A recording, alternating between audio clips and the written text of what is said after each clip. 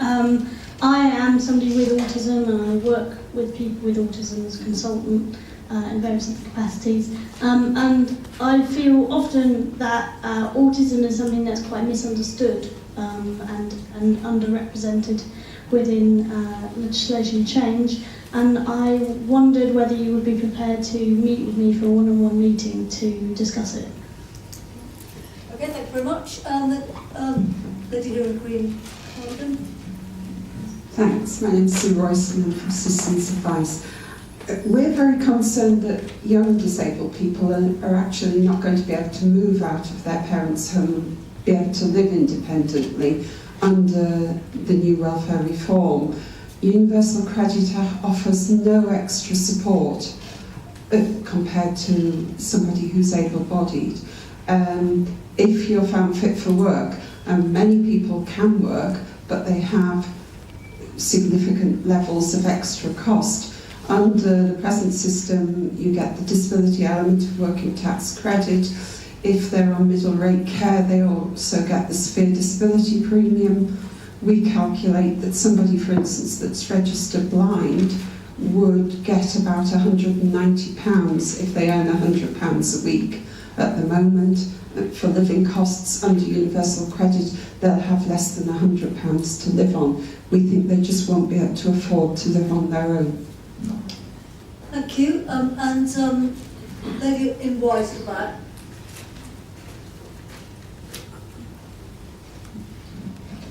I'm Linda Burnett from Disabled People Against Cuts.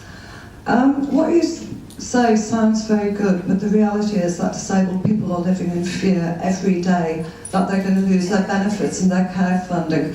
And worse, they are losing their benefits and their care funding. So why do you think that you have a right to push disabled people to live in fear? To take those questions. Absolutely.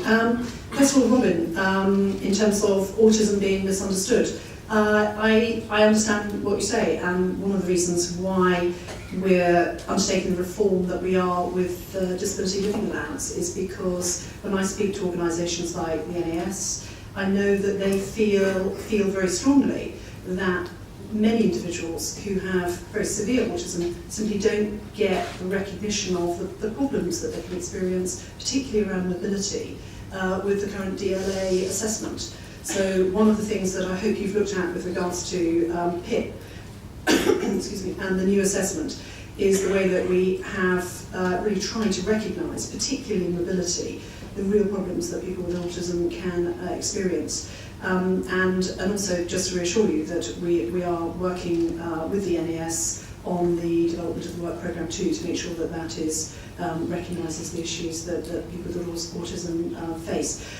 You asked for a one-to-one meeting. I'm not sure whether I can, I mean, if my diary can stretch that, I'd love to be able to do it. If not, then maybe you'd be able to meet with officials to talk about any specific concerns that you might have. Sorry, the lady in the green cardigan, whose name I didn't catch, I apologise, talked about the importance of continuing to support independent living. And of course, you're absolutely right. And just as a way of reassurance, I'm working very closely with my colleague Paul Burstow, because if we're going to get it right on independent living, it's not just about benefits, it's also about making sure we get it right across social care as well. And also get it right for carers too. I can reassure you that within Universal Credit that there is recognition of the extra needs and financial support required for people who have disability, and indeed that's why DLA won't be part of the Universal Credit taper, it'll be separate from that, or PIP when that comes in. And there is also an extra element within Universal Credit to recognise disability.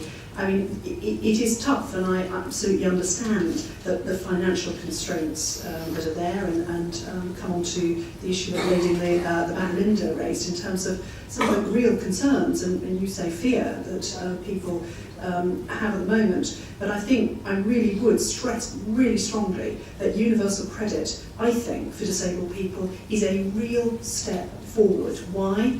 Because it gives people who may have the ability to be able to work for a limited number of hours a week, the opportunity to be able to do that without fear of falling off a cliff edge when it comes to benefits, or fear that if they go into too much work, that it will take them many months to re-establish their benefit claims if for some reason, if they have a fluctuating condition, that they have to then return to more benefit support. So I would urge you to see universal credit as being something which really is an opportunity that, coupled with the work programme, I think will help give just more disabled people what I know they want, which is the support to be able to work if they can, but actually through the support group that we, the extra support putting into support group, the additional support they need if they aren't able to do that. So that's a good measure, I think a good measured approach. Linda, I think you're absolutely right that change is something that everybody finds very difficult to deal with. It doesn't matter what walk of life you're in. Change is a difficult thing to cope with, and you're right that I think the fear of change is something which I feel very acutely when I meet disabled people, when I travel around the country and I talk to people, whether it's in my own constituency, in Basingstoke or elsewhere. The message I will send out very strongly is that much of that fear is, I think, founded on perhaps a lack of information.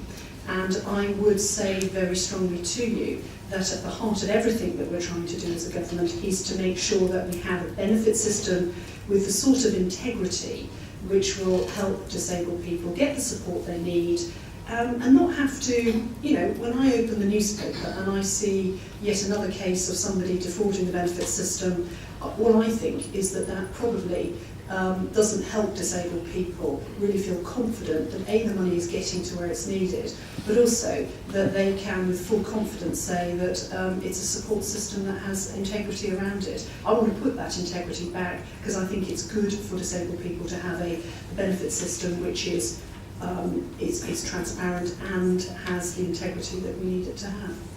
Okay.